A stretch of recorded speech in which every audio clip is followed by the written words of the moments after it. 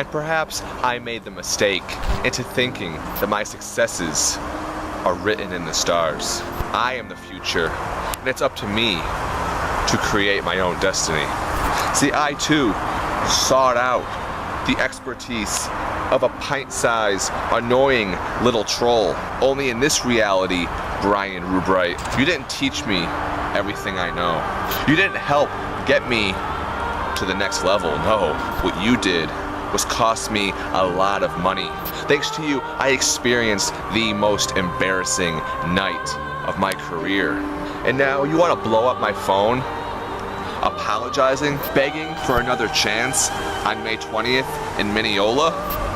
Brian, you are not the only one with power at WXW, and you certainly aren't the only man blowing up my phone. Let's talk.